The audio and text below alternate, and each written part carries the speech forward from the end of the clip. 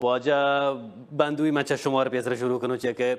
شما در رابطه با این مسائل من پیسر چه برنامه هم در رابطه با مخصوصا خود حمله ای که اسرائیل انجام داد ما شما کم که گپ جد و ایشه که مختلفین گروه هم اپوزیسیون تو که موضع گیری های جالب کنگاند برحال یک بخش راست اپوزیسیون مدعی که کامل با طرف اسرائیل شده و یه دیگه بخش چه اپوزیسیون هم تحت تاثیر اما شعارهای ملی گرایانه و ناسیونالیستی که جمهوری اسلامی کوشش کنه که شعار استفاده بکن آن طرف وقت کشتگین و ما یک بحری چه اپوزیسیون هم گندگانی که وقتی مبارزه و مقاومت برابر جمهوری اسلامی هم افس کتک و همزمان گزینه های نظامی جنگ و درگیری هم مخالفت کنند و گوشگاند که یه جنگی که جمهوری اسلامی و اسرائیل دولتا به مردم ایران تعمیل کتگ منوتون شما نظر در رابطه با یه که طرفین مختلف اپوزیسیون هر یکی یک نیمه غش کنگی اشان باریا پیسر جوس بکنن و رنده ما شما گشتر جزئیاتون در رابطه با این مسائل وارد ببین. سلامت به جناب جان. اولا شما خدمت تمام کارکنان آریان تیوی به اضافه مهمان بسیار عزیز و بزرگوار دوست ارجمند واجد جمشید امیری صاحب و بالکل تمام گندوکان و هشملوکان من سلام عرض کنم. دلی جولان کیم بچار گپ ادانید که اول اجازه بده باشه بگوشم که این جنگی که ایرانی سر کپته این جنگا نه بلوچ یارته نه فارس یارته نه ترک نه عرب نه کرد هیچ کسی نیارته. این جنگ در واقع جمهوری اسلامی ویتیک جن یعنی دولت جمهوری اسلامی ایران با توجه بیشی که حکومت ایدئولوژیکی و در این حال هم خب برحال اسرائیل هم یک حکومت ایدئولوژیکی با توجه شکل گرفته به همین شکل ضمنشی که بود به قول معروف مردمان دولتی که بود انتخابی مشروعیتی هم به خاطر ایشی که مردمان بودن رای دادن و با سیستم و با ساختار باورش هستن که کلاهبرداری نکنه هزار یک دوز و کلک به قول گجران به کار نبرند که بلوت مردمان سر کلاه بیلند و بلوتند که برحال با پارتی بازی باشی که کجا یک کرد امام نظر اشاره کرده که آیه بیان سرکار ای جنبه این تفاوت سک باز هستن که او دا حکومت مشروعیت در میان آوتی مردمانی هستن ویتی مردمانی هستن بله ایران تا متاسفانه این حکومت مشروعیت سیاسی که از طرف مردمان ایران ببین نیست. ایشی مثل روشنه ایشی حتی خود همین جمهوری اسلامی بودی تمام کارمندان کارکنان و نظام برحال رده های بالای دولتیش و مطرحش کرده این مسئله که مردمان رای ندهگن به این حکومت و با هزار به قول معروف بهانه و راه و یه مردمان مجبور کن کشاینیتش به پای صندوقان رای. ایشی از یک طرف. از طرف دیگه این جنگ جمهوری اسلامی ایران یارته پی خاطره که وقتی یک حکومت ایدئولوژی که در واقع توسعه طلبانه یعنی لوتی ایدئولوژی که آیا هستن که یک ایدئولوژی فرق گرایانه مذهبی ایشی توسعه بودن منطقه تا و با توجه به ایشی که به هر حال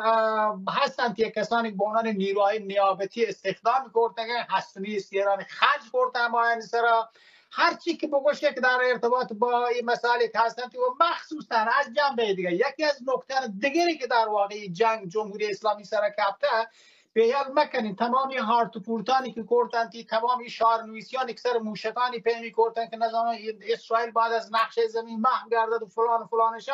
ایشان تمام در واقع دست به یکی کرد که ایشی که بالاخره بر طرف به قول معروف به خاطر ایشی که بتون و طرف برکنی خب مجبور بود در هر صورت این حمله انجام بدن توشان.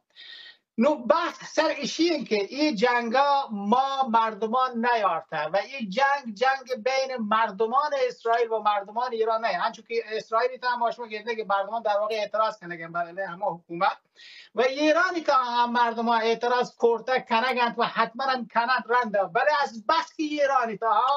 این جمهوری اسلامی زور فقط بزده و گریبان رسی که بجلد بکشید و کسانی که فعال سیاسی هم ببار زندانش بگن تو زندانان تا برای زیر به قول معروف شکنجه های آنچنانی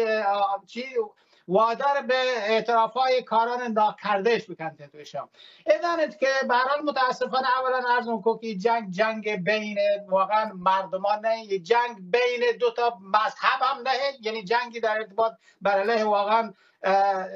مثلا سیستم یا نزانه برای مذهب و دین اسلام و نه بین یهودیت و نزانه اسلامیت. این جنگ بین این دوی حکومتانه، جنگ بین این دوی قدرتانه که با هم دیگه برای هر یکیش ایشان برای شی قوت را نجات بده همدیگر جنت و کارا مختلف دیگه داره بکار برم. وانگه یک نکته دیگری که بسیار بسیار مهم هست ایشی همچون که ماش هیچ یکی را نقش نبوده باشه این جنگ بالاخره شان یارته حالا سرش دور داده، ما مردمان سرش دور داده و یک نکته رو بیان نکنیم ما شما و آیشیت که متاسفانه تاسفانه به خاطر شی داره عرض کنن که به هر حال هر چی بی مردمانی که بوده زندگی کنگه وقتی که جنگ اتفاق کپی این جنگ ترهوش هم نزاند به هر حال پخت متاثر بشه شی از نظر مادی زندگی و امنیت از نظر به هر حال خورد خوراک و مسائل مختلف دیگه در واقع متاثر بشه. این مسئله سرشان به هر حال جنگ همیشه خرابی یاری، ویرانی یاری، قحطی یاری. جنگ هیچ موقع رحمت هور نبوده به هیچ کس مگر اینکه برای جمهوری اسلامی ایران که از همه اولین روز گذاشت گپی همیشه بوده جنگ نعمت است. چرا جنگ نعمت است به جمهوری اسلامی؟ به خاطر اینکه یک اولا جمهوری اسلامی تصمیم گرفته که تمام هست و نیست ایران را خرج بکنه به خارج از ایران، در نتیجه باید بهانه بیابی برای کار و برای این بهانه هم همیشه 1001 نمونه برای وجود آورده. برای نیروهای نیابتی که وجود آورده توشا در واقع هر چی که توانته در بری از راه‌های مختلف، از قاچاق مواد مخدر بگیر که بلوچستانی تا در واقع کار انجام دادن، از قاچاق سوخت بگیر که در واقع باز هم از طریق بلوچستان در این کار انجام دادن، به خاطر که یک اولین که دو تا کشور که همسایه گنتی بنزینش نیست، سوختش نیست، مجبور به اصطلاح تانکر ببرند عادی. و در این حال فقری که در جاهای مثل بلوچستان و کردستان این حکومت در واقع حاکم کرده، مردم مجبور پول بریم سوخت بریم کنن که مردمان این راهان هم کشید. در مجموع آنچه که این حکومت در واقع این جنگی تا کپته و واقعا یک شکست خفتباری واردی بود با توجه به اینکه که تمام اولین روزان من فکر کنم بیش از 30 نفر بین 30 تا 40 نفر تقریبا از فرماندهان رد بالای جنگ بودن و حتی من بروچی داشت ترامپ داری باشه کنم. تو تصور بکن که وقتی که بین این اوجوبه ها واقعی مچان رد بدل با هم دیگه چیه باشه، ترامپ باشه که واجهکار خامنه ای که من نظر خطاب کرده به عنوان قول معروف پیشوای بزرگ رهبر بزرگ شاه، بروچی من تعجب کنم که داری درود هم بندی داری مطرح کن گوشیده که ما اسرائیل رو به خاک و خون کشاندیم و بله جنگ بالاخره وقتی که بیان چون که در روش کرده هر کجا بود اثر هلیته فرق نکنه بودم بیایدم بیتشم، ولی از نظر نظامی و از نظر به قول معروف تسلیحاتی ایشی دنیای زانته که جمهوری اسلامی ایران به یک نکبتی کپت که نهایتا در واقع به محض اینکه آتش بس مطرح بود بلافاصله در واقع چسبیدش و داره جور کرد و الان شعارهای آنچنانی ده که بعد از به قول معروف چندین مدتی گذشته الان دمی زیو مروچی دارم فکر کنم که کسانی که به قولوتش دندانن تا شهید بوده دارن چیه کنشن. شما تصور بکنید وقتی یک حکومتی دارید تمام هست و نیست یک کشور تحت دست انتی و به اصطلاح در دنیای مدرن امروز حکومتان کار ایجاد خدمات برای جامعه برای شهروندان یک کشور در ارتباط با آموزش بگیر تا خورد و خوراک بگیر تا همه چیزانی هستن. جمهوری اسلامی ایران در واقع تبدیل کرده به یک قحطستانی که هیچ چیز نیست و همه چیزی که هسته در دست باید انتشار بیارند با گرانترین قیمتی که ممکنه هسته دارن باید کنن. اینانت که از نظر مشروعیت این رژیم ایرانی تا اجبر نبودگی هنگت الان داری بدتر بوده و جای تا از نقطه اولی که من گفتم بیان که بگوشن شید که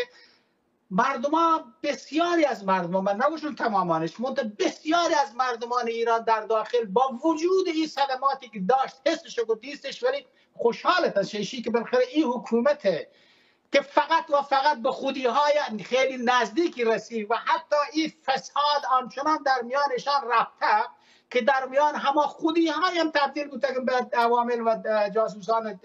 کشور اسرائیل به خاطر نیازان آنچنانی وقتش که برای بوتهش هستش شام اگر زودتر جنبندی بکنه که ما وقتا بتوانیم. بله من تمام کردم. در مجموع چیز که در کنچه اوضاع احوال در کنچه شرایطی این جنگی که وجودیت وجود آورنده این جنگ جمهوری اسلامی ایرانه، چرا که جمهوری اسلامی ایران مسئول تامین زندگی و خدمات برای مردم ایرانه، نه شیک برای جای دیگه بروته. اما عامل این جنگ یک که دیگه برای همات